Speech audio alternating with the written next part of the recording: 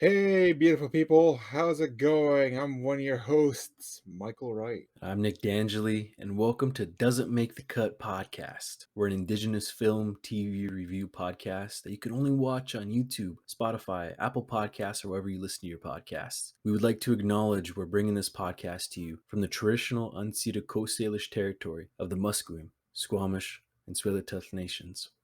We raise our hands and thank our Coast Salish relatives for allowing us to live, work, and podcast in their traditional territory. If you enjoy what we have going on here, please drop a subscribe here. Leave a like, comment, rating, review, all that fun stuff. As we're a new channel, we want to grow as much as we can because we love talking about movies, TVs with all you wonderful people out there. That being said, does it make the cut? Kenobi, episode 3. Three. Right, so non-spoilers as usual. The show is still semi-new, so first impressions I like for the most part. There's still a few issues here and there. Some people are annoyed with some things. Some of it I understand. I like the acting for the most part. There's this one person, which actually leads us to a segue to our review. But before I move on, your thoughts, Nick? Yes, I'm pretty much in full agreement with you there. I believe I really enjoyed this episode. I feel like it pushed it in a direction that I saw coming, and I really enjoyed it. I really enjoyed the dynamics, the atmosphere that they were on, and there was some really intense stuff that was happening towards the middle and the later part in the episode. I definitely recommend checking it out. It to me it was one of the best episodes so far out of the three parts that we do have from the Obi-Wan Kenobi series. And so yes, that just oh my goodness, it left a very I was very pleased. I was very pleased with this episode. I liked it too. Again, for the most part, I do like it. There's a few things that great segue actually because this character is a very controversial take, very controversial indeed, where it has left the fans divided. And this character, before we move on to spoilers, I feel like we should give our 2 cents about no shade to the actress whatsoever. I think she's doing the best that she can with the material that's been given to her, whether if it's some bad writing or some really bad direction. Right now, I think we are seeing proof of the creative differences between Deborah Chow and the creatives of Lucasfilms. I feel like Deborah Chow, she probably just wanted like a focus of Vader and Obi-Wan. Creatives of the higher ups probably wanted another villain in there to spice things up a little more, but I personally don't think that was necessary. This thing should have just been Obi-Wan versus Vader. Right. Yes. And yeah, that is definitely that has been having a split amongst viewers, bringing in yeah the Inquisitor Riva. Yeah, which kind of felt like she was put on the back burner compared to the previous couple of episodes. Which in fair enough, I do agree with you that if we were getting Obi-Wan versus Vader to just focus on that, and I get the understanding of yeah incorporating someone else that has their own route, and considering that this Inquisitor Riva, this is her first she wasn't in any of the Rebels or other Star Wars material, right? It's like a new No, character that they created, she's absolutely new to the show, and like if they the character did, itself. the character herself, yes, she is new. If they did want to incorporate, again, there's nothing wrong with adding a new villain to the show. They do it all the time. Oh yeah. You know, like anyone who's played the Fallen Order, there was the Second Sister, which I personally like. Second Sister, if they incorporated her into the show instead of this person, I think that would have been great to see, like how she became the Second Sister, like the second in command. And of course, Ewan has addressed some of the more problematic fans where they are actually attacking. Fuck, I can never say her fucking name. People are attacking Moses. Not cool. Unfortunately, it's something that just happens time and time again Yeah, with the fans, which I'm not attacking her. I'm not attacking her whatsoever. I think as reviewers, I feel like we should be honest in what we see, and at the end of the day, her acting as Riva is she struck a very fine balance between being stiff and over the top and trying too hard. Where it's just like I think it to an extent it actually shows her talent that she's actually conveying all those things into her performance. To wrap up my thoughts on Riva, and I'll probably mention it again in this episode, the spoiler section. I think it was a bad choice putting in this character in here, but if they did want to put her in, which obviously they did, then they should have went back to the drawing board and fleshed her character out because other reasons I will mention in the spoiler section. It just feels like she her character was very forced into the show. oh, that's that's a good take. That's a good take on that. Um, Funny enough, I feel quite the because the first couple episodes I was trying to see where she was going, and maybe it's because seeing how she is with the other Inquisitors in this episode, it was creating something else for me. Because my negatives on the show actually don't have to do with any of the cast, but it just has to do with Kenobi's own, like, in this episode, and now it's like coming into other places that it's mostly the way they're structuring Kenobi is what's been on my gripes about this series so far, uh, Right. negatively wise. So it's bringing an interesting conversation between the character Riva itself, which I totally get, like, about the character, the not having them quite flushed out yet. I think what I think what I believe on the divisiveness, because it could be multiple factors of bringing in a new character, and that's something that I feel like focusing on just like a standalone thing. But I believe also too, it's probably, I don't know if Riva might make it out of the end of the series. I think she might be the one going against Kenobi, and Kenobi getting the upper hand of it instead of like a crazy through a fight between them. That's kind Um, of the direction I'm feeling it's going in.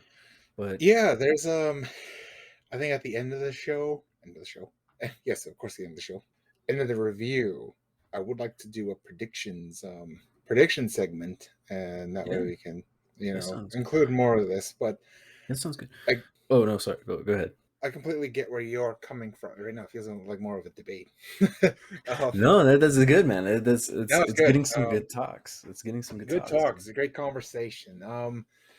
So to wrap up the Riva talk, so that way we can continue on with the actual review itself. I'm obviously not against having a strong female lead, a strong female character into the show. I'm all for it. I just wish it was executed better. Fair enough. And the I guess the big part that I have on it doesn't have to do with that, but it just shocks me though. People can get so divisive that they send messages to the actors themselves. Yes, I can't even get it, and like I'm trying to like see where it's at coming from that view, but that's just, I don't know. That's just freaking cyberbullying, man. Like that's just like, try, and then especially when it comes to threats too. I know, like, this isn't like the first time this happened to an actor. Like, I know it happens, especially with a lot of the newer shows, the new movies that come out when people don't like a certain thing, like, and the person could just be their character. It could be where they're written in their part. But I mean, come on, there draws a line between performer.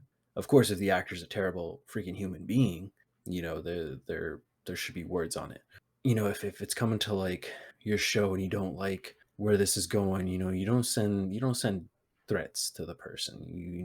It just feels like something that is common sense just isn't quite there.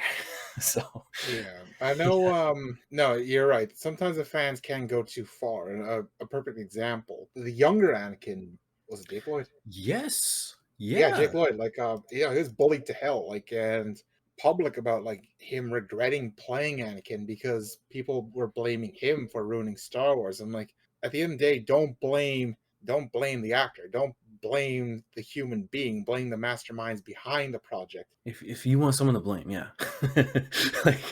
like and that's another example, yes, of, from all ages, especially those that are child actors and they're bringing up because yeah, freaking the guy's scarred now. Like he does not like Star Wars. Even not to bring up the sequel trilogy, but a majority of those actors there, like John Boyega, for example, he does not want anything to do with Star Wars anymore because of the fan reaction. What has happened between those? It's tough in one hand because you could be jeopardizing someone's career for especially like a fan base like Star Wars that is so just as a fan, as a viewer, you do have more say than one would believe in. There's a difference between like doing a review, just straight up freaking hating on the like sending threats to the person, I don't know, man, just be cool. Yeah, at the end, like and it's kind of hard not to be overzealous and over passionate over something you love. This is like, especially for Obi Wan, because this is something that we've all been wanting to see for years, and because of it, our expectations are so freaking high that yeah, we will be tearing apart because we waited so long. I think that wraps up the Reva talk. So, spoiler section. So, spoilers. Spoilers. We'll give you 5 seconds to get out. Yeah, what are your thoughts? I started non spoilers. Yeah, you. What are your thoughts on the spoiler section? No worries. So I this episode, I believe that it didn't happen the way that I actually thought it was gonna happen. Between a freaking finally, man, finally, we get to see Obi-Wan Kenobi bust out his amazing blue lightsaber against his former Padawan, former Anakin Skywalker, now freaking Darth Vader. And they have a battle. It was more one-sided. Just seeing that itself, freaking horrifying. One hand, yeah, that was just. I just thought that was really badass. The way it ended just left a lot of curiosity and wanting to watch more. Um, I do also really love the dynamic between Obi-Wan Kenobi and young Leia. That has been such. I've been really enjoying that, and it it just makes things for like the future movies that we see, the way that Leia, calls upon Obi-Wan Kenobi when she's in dire need. I don't know. It's been very awesome and very pleased. And there was a ton of ton of Easter eggs. It's just yeah, man. I was really happy with this episode, and I thought it was pretty damn badass. Yeah, I'm gonna bounce off of the Vader and Obi fight. I know there was a few fans that were annoyed of how bad the fight was, but I want to play a devil's advocate here. Hmm. And well, yes, I would like to see a much better fight, but Obi Wan's been out of practice for a while, so 10 years. yeah, he's gonna be rusty, and B, he's going to be he's probably still in disbelief that his apprentice is right fucking there, and as far as he knew, that before the day before, he thought he was dead, and here he Hmm. is. So of Hmm. course you're flustered or stressed. You're not going to be thinking straight. Your reaction time is much slower. There were some parts that here, like again, bouncing back from the first video, some of the editing could have been tightened up, especially when the cat and mouse between Obi-Wan and Vader were happening. It felt like the takes were just dragging a little too long. No, I definitely could see that. I definitely could see that, and I could see why a lot of people wanted like of a fight. I feel like this is gonna be of maybe another fight that's gonna happen later on. because I don't believe this is our first time we're gonna be seeing this in the series. This like that fight, I feel like you're right. It showed where exactly Obi-Wan's head is at. Especially relating oh, dude, one of my favorite lines that he said in this episode was when Leia was asking him what what the Force is like. Wait, was it this episode or was it last episode? That was this episode. It was this episode when he said the Force, like when you're in the dark and you turn the light on, and how you feel safe. Through this episode, when Obi-Wan, is up against Vader, and the only thing he has is his lightsaber. He's finally able to bring that out. And the only thing that he can see is that blue light because Vader, is has a dark suit and it's in the black, and it just creates such a like an atmosphere of not knowing what's there. Oh, it just hit it on just various levels for me. Yeah, having that fear and like seeing that's his former Padawan, and he's just like the rage that Vader has. Oh my god, and catching Obi-Wan on fire too at the freaking end. Like, damn.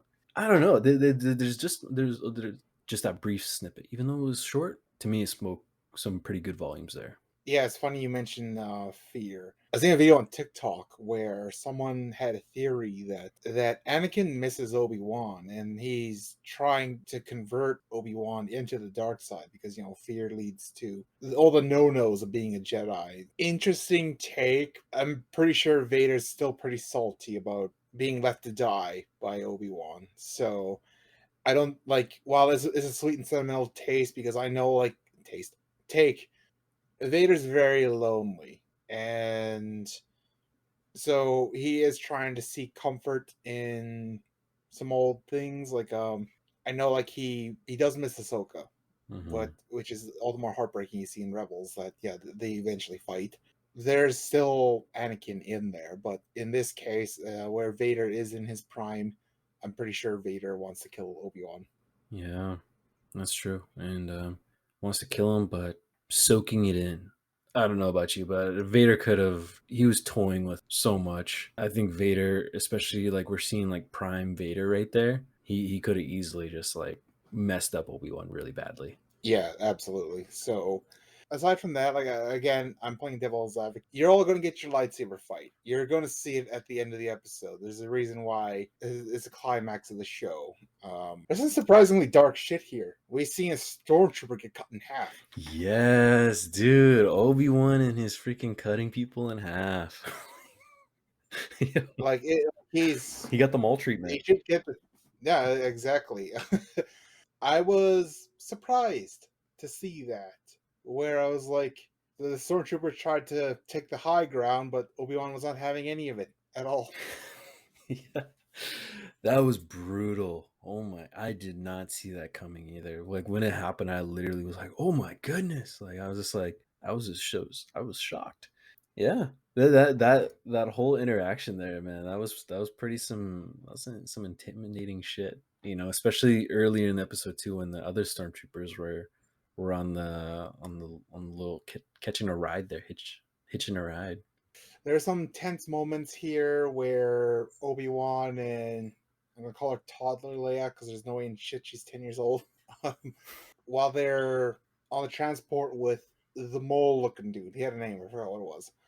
Zach Braff? Which some of that part was predictable, some of it was by the numbers. We've seen that scene play out dozens of times already, but it's a trope that still happens to work. And I still enjoyed it, but I would like to see something new. Right. Oh, you mean in regards to the on the hitch on the ride? Yeah, Freck. Freck is the character's name. Played by yeah, frick. Zach Braff. I thought it was Seth Rogen at first, but that was Zach I Braff. thought so too. Like he sounded like I thought it was Seth. I'm just like, you got freaking Seth Rogen in here? That's awesome. So Yeah. Yeah, so with him giving up Kenobi and Leia. Yeah, you're right. That's kind of like a trope we see quite often. Which I thought it was gonna be the opposite, man. I thought he was gonna be cool, and then ends up not being cool. At least he got knocked out. He didn't get a blaster like the other stormtroopers. or cut in half. Or cut in Uh, half, yeah. yeah, the chemistry between Obi-Wan and Leia. I talk shit about her looking like a toddler, but even still, I do like their chemistry. And you can tell that Obi-Wan has dealt with a lot of younglings. you see that there's a little bit of Last of Us vibe going on here, where Obi-Wan kind of feels like Joel. Yes, Last of Us, Logan, Mandalorian. There's a there's there's a trait they're going on right here. Um, Mandalorian has started a new trope where the old grizzled veteran is watching over the sweet innocent little lamb. There's a few twists where Obi-Wan has like literally no hope or no faith in anything, and he doesn't believe what's his dick in the previous plan did actually set him up with an escape plan. Later on, we do see that yeah, the guy was true to his word. There was someone that was supposed to pick them up. They were late, and they're, at least to me, to my knowledge, this is a new character. She's the whole scene is basically like they took some inspiration from some actual history where she's basically running the railway and smuggling slaves out of the country. Yes, yeah, yeah. Tala. Yeah, that's Hmm. Yeah, no, that was really interesting to see a historical factor into the show there, having it tie into what happened during Order 66. So there was quite a few Easter eggs in that hideout there. I'm on my Clone Wars binge again. I'm making Wednesdays my dedicated yeah, Star Wars days. So same. after I watched Obi-Wan, I went and watched a few episodes. I try to watch 3 or 4 episodes of Clone Wars because they're like 20 minutes each, right? So I watched. So Obi-Wan sees a message from a Jedi there, Quinn. Quinlan. Yeah. So after I'm done watching this, I'm like, oh damn, that's a cool name. I'm on the episode where Quinlan and he's teamed up with Obi-Wan. I saw him and I was like, wait, is that the same guy? And I looked up and I looked it up and I was like, that is the same guy. Oh, that is so cool. Like, what are the odds of that? I hear his name and then all of a sudden I'm watching an episode with him, which I guess is like one of the few that he's in the series, right? I believe Yeah, so. he's more. He's got his own extended lore through comics and I think a book or two. He's an interesting character. Yeah, and I was watching a video on some of his lore there, and he had like a thing with Asajj Ventress. Yep. That is shocking. Oh my goodness. Dang, what the heck? He's a naughty boy, that one. She's someone who I want to see in live action because she would be freaking terrifying. Um, there were, I was watching new rock stars. I always watch their videos because they do Easter eggs about like Star Wars and just like everything that's coming out. And Mhm. they suggested, because this is something interesting that I saw, but they theorized that Quinlan might actually show up, and they were suggesting it could be played by O'Shea Jackson Jr., Ice Cube's son. Oh. Just a little Hmm. prediction, a little pre-prediction before we go into our prediction thing. Not my first choice, but which he's a spitting image of his dad, first of Oh all. yeah, So like he literally looks like his dad. yeah. It's like they just cloned him. Maybe he was. Eh? A few gripes I have with the Yeah, show. man. One, yeah, once again, I hate to sound like a broken record. Riva, she really does for me. See, the problem is like I don't I don't think that she'd be completely fearless about Vader. Like at the end of the day, the guy's a scary motherfucker, Hmm. and he's just showing just how ruthless and just how far he's fallen from being the Jedi Knight that he was by snapping kids' necks. I'm Yeah. like, I don't care who the hell you are. I don't care how badass you are. I'm pretty sure that shit's still traumatizing. True. True. My big question is, how does she know that Vader is Anakin? Exactly. So like, it feels like that she just knows too much, and right to the point where she like this giant ass long tunnel. She knew exactly the right shortcuts or knew exactly where it ended. Your knowledge is you got the third eye. You got a crystal ball rolling around. Is that what's going on? So I guess really thinking about that now, you got me thinking there. Maybe, maybe I'm too wrapped looking at Obi-Wan himself because Just something about his character route has been something that's kind of been interesting on my end. So maybe I feel like I might be too wrapped in on that I'm kind of I'm in I have tunnel vision for the rest of like the Inquisitors there.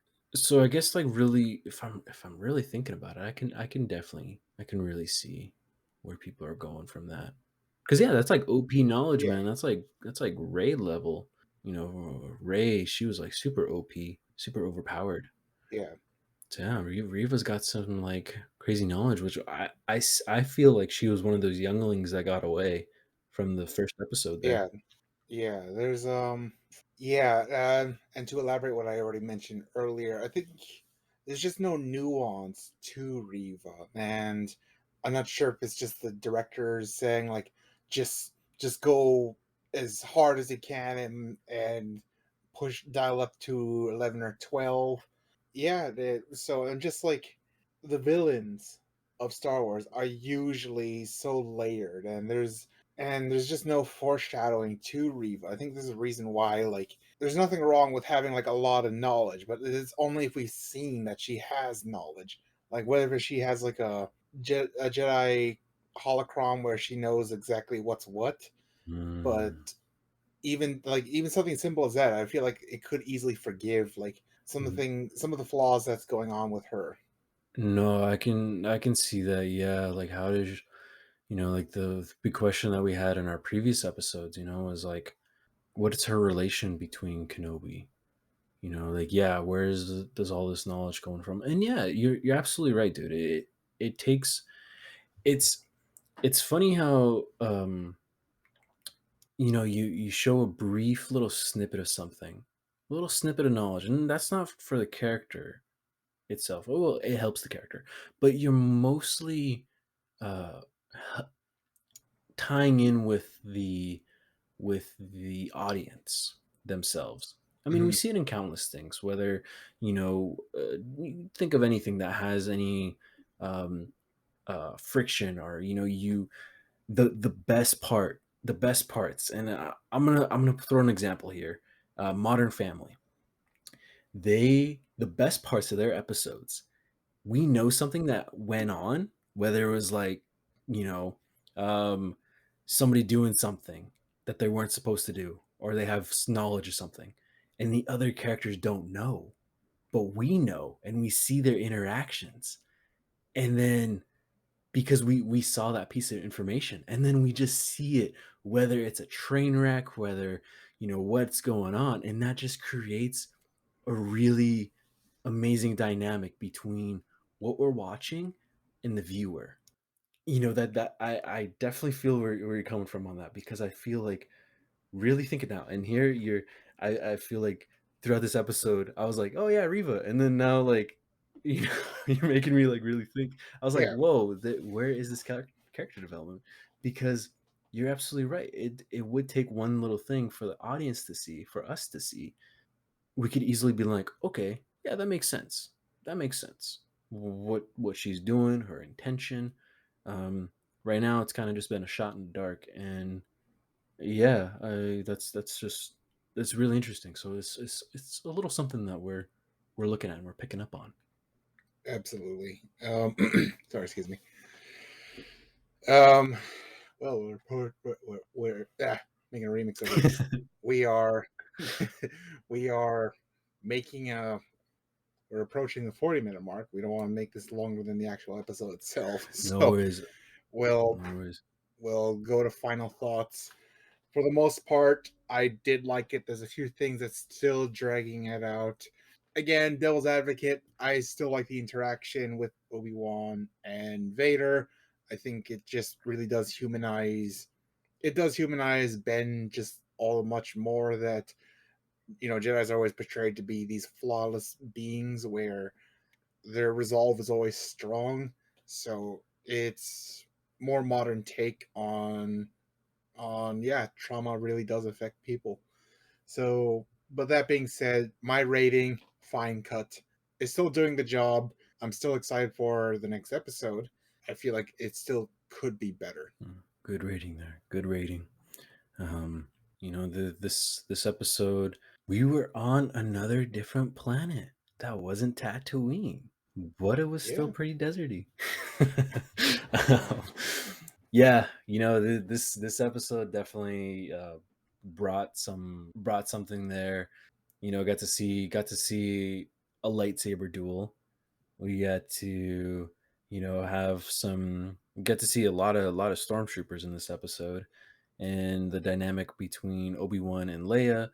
Yeah, it just creates, we're seeing them on the run still, which is leaving very excited about what's going to be going on in the next few episodes. I mean, dang, we're at the halfway point right now, dude.